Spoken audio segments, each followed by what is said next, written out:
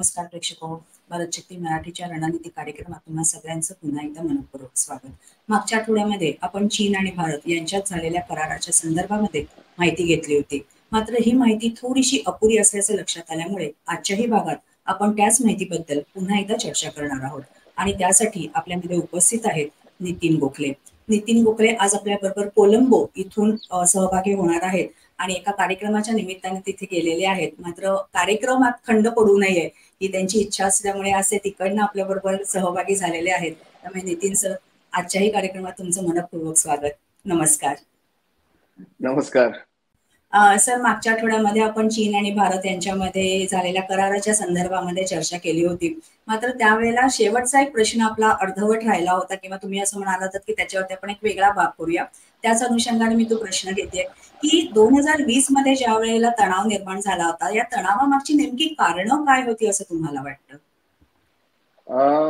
2020 ची परिस्थिती आपण लक्षात घेतली पाहिजे. 4 वर्षापूर्वी 4.5 वर्षापूर्वी कशी परिस्थिती होती, तर त्याच्यासाठी थोडंसं आपल्याला मागे जायला लागेल की 2014 मध्ये जेव्हा पंतप्रधान नरेंद्र मोदी निवडून आले, तोपर्यंत जवळजवळ 35 वर्ष चीनला भारतामध्ये एखादं कमजोर सरकार असण्याची सवय लागलेली होती दिल्लीमध्ये.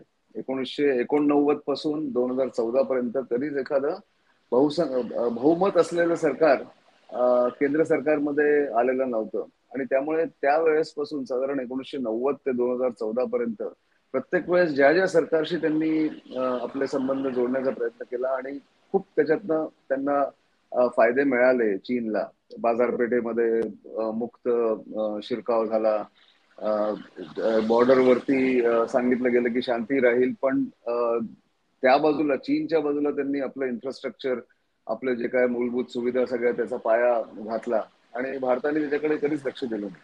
तर जेव्हा नरेंद्र मोदी निवडून आले तेव्हा त्यांनी हे लक्षात घेतलं की यांच्याकडे आता राजकीय ताकद पण आहे आणि यांची एक व्यक्तिमत्व यांचं जे आहे ते वेगळं आहे.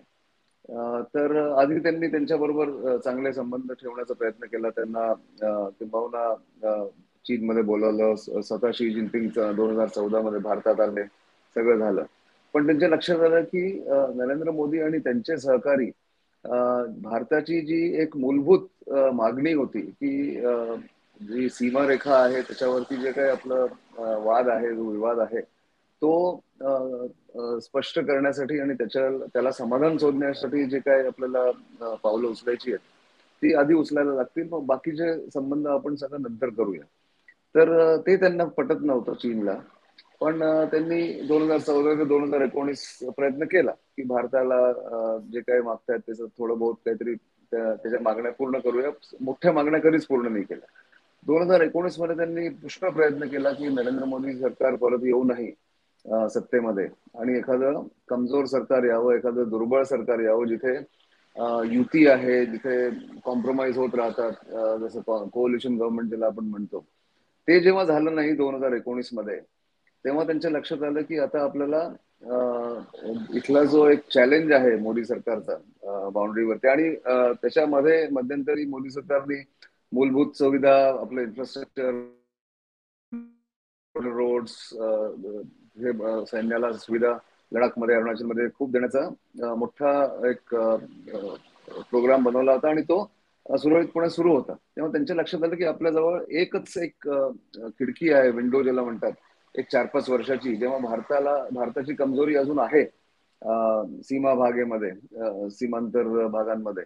तर तिथे आपण त्याच्या आधी यांना एखादा पराजय त्यांचा करावा युद्धामध्ये किंवा त्यांना दबावाखाली ठेवावं, याच्यासाठी 2020 मध्ये जेव्हा जानेवारी ते एप्रिल त्यांची सैन्य अक्साय चीनमध्ये येऊन अभ्यास करते, युद्ध अभ्यास करतं, त्याच सैन्याला त्यांनी LAC कडे, लाईन ऑफ ऍक्च्युअल कंट्रोल कडे पाठवून दिलं आणि नवीन LAC करण्याचा, म्हणजे एस्टॅब्लिश करण्याचा प्रयत्न केला.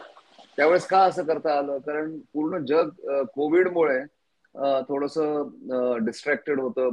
भारतामध्ये पण कोविड सुरू होतं, सगळीकडेच कोविड सुरू होतं आणि त्यांना वाटलं होतं की भारताचा जो रिस्पॉन्स असेल, जे प्रत्युत्तर भारत देईल, भारतीय सैन्य देईल, ते दुर्बळ असेल आणि त्यामुळे आपल्याला जे पाहिजे ते आपण करू शकतो. ते झालं नाही. तर माझा असा कयास आहे आणि मी आज 2-3 वर्ष हेच प्रत्येक वेळेस विश्लेषण करण्याचा हाच प्रयत्न करतोय की शी जिनपिंगनी हा प्रयत्न केला की भारताच्या दुर्बळ किंवा कमजोर क्षणामध्ये भारतावरती दबाव टाकावा आणि सीमेवरती जर आपण काही कारवाई केली तर भारत त्याचं प्रत्युत्तर देऊ शकणार नाही. म्हणून चीननी तिथे जो एक आक्रमक पवित्रा घेतला सीमेवरती, हा असा घेतला असं मला वाटतं. म्हणजे थोडक्यात असं आपण थोडंसं म्हणू शकतो किंवा चीनमधनं ज्या वेळेला पहिल्यांदा अशा बातम्या आल्या होत्या की कोविडचा उद्रेक चीनमधनं झालेला आहे आणि चीन संपूर्ण जगाचं लक्ष आपल्याकडे वेधून घेण्यात म्हणजे नकारात्मक अर्थाने मी असं म्हणते आहे, तर त्याच्यामधनं जगाचं लक्ष दुसरीकडे कुठेतरी वळवण्यासाठी म्हणून सुद्धा चीनने अशी पावलं उचलली असण्याची शक्यता कितपत आहे असं तुम्हाला वाटतंय? नक्कीच आहे. कारण जेव्हा एखादं युद्ध सुरू होतं किंवा युद्धजन्य परिस्थिती येते तेव्हा जगाचं लक्ष मुख्य समस्येवरनं दुसऱ्या समस्येकडे जातं आणि तेच करण्याचा त्यांनी प्रयत्न केला. पण भारताचं प्रत्युत्तर, तिथे भारताचे सैनिक जवळजवळ 60-70 हजार सैनिक तिथे नेणं, त्यांना लगेच तैनात करणं आणि चीनला थोपवून धरणं, याच्यामुळे मग आता त्यांचं जे मुख्य उद्देश होता तोच जेव्हा त्याची सांगता नाही झाली, त्यांना पूर्ण नाही करता आलं, तेव्हा मात्र मग 4 वर्ष शी जिनपिंग आणि त्यांच्या सैन्याला, PLAला तिथून पुढे काहीच जेव्हा प्रोग्रेस होईना, तेव्हा मग त्यांनी आता हे हळूहळू एक एक तिथून डिसएंगेजमेंट, डिएस्केलेशन वगैरेच्या म्हणजे बातचीत करायला सुरुवात केली किंवा बातचीत करण्याची तयारी दाखवली. सर, ज्या वेळेला अशा पद्धतीचा करार भारत आणि चीनच्या सैन्य माघारीच्या संदर्भातला करार आपण केलेला होता, तो एका अर्थाने आपला राजनैतिक विजय आहे असं मानलं जात आहे. असं का म्हणतात असं तुम्हाला वाटतं? कारण जवळजवळ 2 वर्ष, सप्टेंबर 2022 ते ऑक्टोबर 2024 पर्यंत चीन त्या दोन जे बिंदू आहेत, देप्सांग आणि डेमचोक, या जागांवरती कुठलाच समझोता करायला तयार नव्हता, कुठलाच करार करायला तयार नव्हता, माघार घ्यायला तयार नव्हता. आणि चीननी 1993, 96, 2003, 2006, 2013 इतके जे करार केले होते सीमेवरती शांतता बनवून ठेवण्यासाठी, त्या सगळ्या करारांवरती त्यांनी पाणी फेरलं होतं आणि त्या करारावरती त्या करार सगळे त्यांनी फाडून फेकल्यासारखे केले होते. तर अशा परिस्थितीमध्ये ते जे काय म्हणत होते की नाही, आपण हे बाजूला ठेवून देऊ, हे दोन जे संघर्ष जे ज्या ठिकाणी होत आहे किंवा ज्या ठिकाणी दोन सैन्य आमने सामने आहेत, ते बाजूला ठेवून आपण बाकीच्या संबंधांवरती आपण लक्ष देऊया, ही जी मागणी होती चीनची, भारताने मान्य नाही केली. आणि त्यामुळे मग त्यांना शेवटी भारताची अट मानायला लागली आणि भारताने जे काय सांगितलं होतं की हे दोन डिसएंगेजमेंट, माघार घेतल्याशिवाय आम्ही पुढची कुठलीही गोष्ट, कुठल्याही संबंधामध्ये, कुठल्याही बाबतीत संबंधांचे इतके पैलू असतात, त्या पैलूंवरती आम्ही बातचीत करणार नाही. आणि तेच भारताने केलं. ते चीनला मानावं लागलं, कारण आता त्यांना पण वेगवेगळ्या प्रकारे त्यांच्यावरती दबाव येतो. अंतर्गत परिस्थिती खूप चांगली नाहीये. असं असल्यामुळे चीननी भारताची मागणी मान्य करून वाटाघाटी सुरू केली. 3D चा फॉर्म्युला भारताने चीन समोर ठेवला होता. त्यातलं पहिलं डी आता आपण बघतो आहोत. दुसऱ्या 2 च्या संदर्भामध्ये या नंतरच्या काळामध्ये कशी प्रगती होईल? का टप्प्याटप्प्याने हळूहळू एक एक पाऊल पुढे टाकत जाईल किंवा भारताने तशी भूमिका घ्यायला हवी? अभ्यासक म्हणून तुम्हाला काय वाटतं? हो, नक्कीच भारताने तीच भूमिका घेतलेली आहे. त्यांनी म्हटलंय की आता डिसएंगेजमेंट झालंय, पुढचे पावलं उचलण्यासाठी आता डिएस्केलेशन, म्हणजे अगदी 1-1.5-2 किलोमीटर दुरीवरती दोन्हीकडे सैन्य उभे आहेत, ते आता सैन्य माघारी घेतलं पाहिजे. ते जुन्या त्यांच्या जे काही ठिकाणं आहेत, ज्यांचे बेसेस आहेत, तिथे परत गेलं पाहिजे. आणि फायनली चीनचे सैनिक सगळे तिबेट आणि शिंचियांग मधनं लांबून आलेले होते, 600, 700, 800 किलोमीटर लांबून. तर तिथे ते गेले पाहिजेत, असं भारताची मागणी पहिल्यापासून आहे 3D फॉर्म्युल्याची. तर त्यांनी आता पहिला मानलेला आहे. आणि आता जसं मी म्हटलं की राष्ट्रीय सुरक्षा सल्लागार अजित डोवल आणि वांग यी, जे चीनचे परराष्ट्र मंत्री आहेत, त्यांचा जो एक प्लॅटफॉर्म आहे स्पेशल रिप्रेझेंटेटिव्हचा, तिथून वाटाघाटीला सुरुवात होईल. मग तिथे एक एक टप्प्याने, एक एक पैलूंवरती, एक एक गोष्टीवरती बातचीत होईल, आदान प्रदान होईल मतांचं, आणि मग पुढे काहीतरी होईल. तर याच्यामुळे हा जो प्रोसेस आहे, याला कित्येक वर्ष लागू शकतं. त्याच्यासाठी म्हणून खूप आपण राजनैतिक आपल्याला विजय मिळाला आहे किंवा पूर्ण जे काय तिथे समस्या होत्या चीन बरोबरच्या त्या सुटलेल्या आहेत किंवा समाधान त्याचं झालेलं आहे, हे मानणं किंवा या या कन्क्लुजन वरती येणं हे चुकीचं ठरेल असं मला वाटतं. सर, जसं तुम्ही आधीच्या उत्तरामध्ये म्हणाला होतात की याच्या अगोदर जेवढे काही करार झाले होते ते सगळे करार चीनकडनं कायमच त्यांनी केराची टोपली दाखवल्यासारखं त्याला केलेलं होतं. आताच्या कराराच्या संदर्भामध्ये किंवा तो करार लक्षात घेता या नंतरच्या काळामध्ये भारत आणि चीन यांच्यातले संबंध कशा पद्धतीने असतील असं वाटतंय? संबंध जसं आपण म्हणतो की दुधाने धुवून पोळल्यानंतर आपण ताक सुद्धा फुंकून पितो, तसंच गोष्टी आता भारत तोच फॉर्म्युला आता अडॉप्ट करेल असं मला वाटतंय. कारण चीनची पुष्कळ मागण्या आहेत. चीनला आपली बाजारपेठेला ऍक्सेस पाहिजे, त्यांना मुक्त इथे शिरकाव पाहिजे. भारताच्या कन्झ्युमर बेस इतका मोठा असल्यामुळे तिथे त्यांना यायचं आहे. त्यांच्या काही कंपनीजना इथे आपले फॅक्टरीज उभ्या करायच्या आहेत. अजूनही आपली निर्भरता चीनच्या रॉ मटेरियल्स वरती पुष्कळ आहे आणि चीनकडनं आपल्याकडे भरपूर आयात केले जातात वस्तू. त्या कशा कमी करायच्या हे भारताची समस्या आहे. पण चीन ते हे वाढवण्याचा प्रयत्न करेल. त्यामुळे प्रत्येक पाऊल आता हे अगदी काळजीनी आणि खूप विचार करून घेतलं जाणार आहे याच्या पुढे. भारताला याच्यात धडे मिळालेले आहेत आणि चीनलाही लक्षात आलं की आता भारत पूर्वीसारखा पटकन विरघळून जाणार नाही किंवा पटकन कुठल्याही त्यांच्या मागणीला मान्यता देणार नाही हे चीनच्या लक्षात आलेलं असल्यामुळे आता येत्या 10 वर्षात कसं काय काय करता येईल, मी म्हणेन पुढची 5 वर्ष खूप क्रुशल आहेत आणि मग त्याच्या पुढे बघूया कसं काय म्हणजे कुठल्या प्रकारचं समाधान किंवा कुठल्या प्रकारचं एक अरेंजमेंट, एक करार या दोघांमध्ये होऊ शकतो वेगवेगळ्या पैलूंवर. फॉरेन डायरेक्ट इन्व्हेस्टमेंटच्या संदर्भात सुद्धा भारताची भूमिका खूप ठाम आहे. काय आहे ती भूमिका?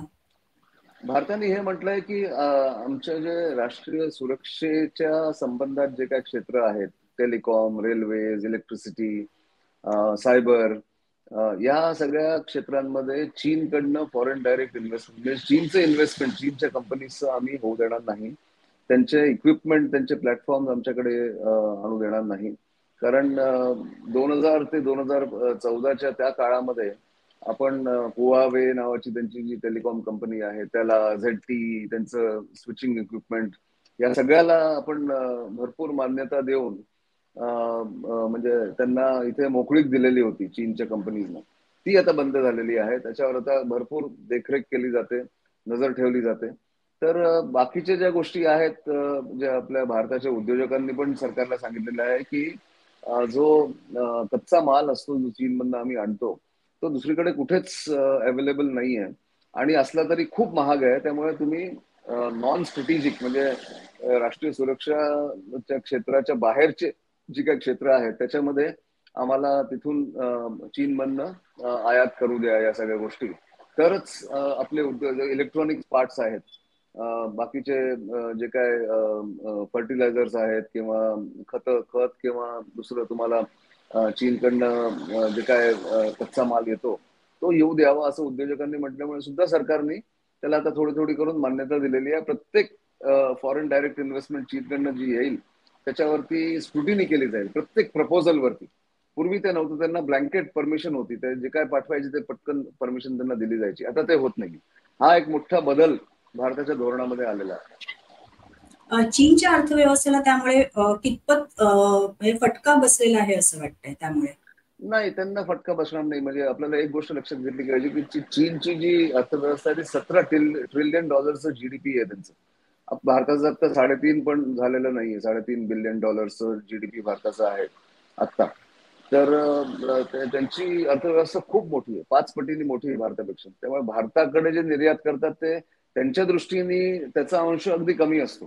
त्या भारताकडे जे निर्यात होऊन भारतात जे आयात होतं ते त्याचा अंश कमी असतो. पण भारताच्या आयातीचा जो भाग आहे तो चीनकडनं सगळ्यात जास्ती आहे. त्यामुळे अशा परिस्थितीमध्ये भारताला खूप म्हणजे अगदी सावधानतेने पावलं उचलायला लागतील की चीनवरती निर्भरता आहे ती हळूहळू कमी करता येईल, एकदम कमी नाही करता येणार. कारण नाही तर बरेचसे उद्योग भारतामध्ये बंद पडतील, हेही लक्षात घेतलं पाहिजे. हे सरकारने याच्यावरती असा एक संतुलन साधून असा एक फॉर्म्युला आता सगळ्यांना त्याच्यावरती कारवाई करायला सांगितलेली आहे. सर, जसं एका उत्तरामध्ये तुम्ही म्हणाला होतात की ज्यावेळेला दुधाने तोंड पोहतं त्यावेळेला आपण ताकही फुंकून पितो. भारताची सध्याची परिस्थिती आता अशीच आहे की आतापर्यंत चीन बरोबर केलेल्या करार किंवा त्यांच्याबरोबर झालेल्या बातचितीमधनं चीनने काहीच धडे घेतलेले नाहीत किंवा आपल्यावरतीच जास्तीत जास्त दबाव कसा टाकता येईल याच्यासाठी चीन प्रयत्नशील होतं. आणि म्हणूनच पुढच्या काळामध्ये जसं तुम्ही म्हणालात की पुढची 5 वर्ष खूप आपल्या दृष्टीने किंवा बातचीत करण्याच्या दृष्टीने क्रुशियल आहेत आणि ती का असतील हे आपल्याला हळूहळू होणाऱ्या चर्चांमधनं समजेलच. पण केवळ भारत आणि चीन यांच्यामध्ये असणाऱ्या या तणावपूर्ण संघर्षपूर्ण परिस्थितीच्या अनुषंगाने इतर जे काही पैलू आज आपण चर्चेला घेतलेले होते या सगळ्या माहितीसाठी सगळ्या प्रेक्षकांकडून खूप खूप धन्यवाद. नमस्कार. नमस्कार आणि धन्यवाद. प्रेक्षक हो, आजच्या भागात मिळालेली माहिती तुम्हाला कशी वाटली ते कमेंट्सद्वारे आमच्यापर्यंत नक्की पोहोचवा. त्यासाठी काय करायचंय, भारत शक्ती मराठी या युट्यूब चॅनलला लाईक करा, शेअर करा, सबस्क्राईब करा. याशिवाय इतर सोशल मीडिया प्लॅटफॉर्मला सुद्धा तुम्ही फॉलो करत असाल अशी आम्हाला आशा आहे. भेटूया पुढच्या आठवड्यात एका नवीन विषयासह. तोपर्यंत नमस्कार.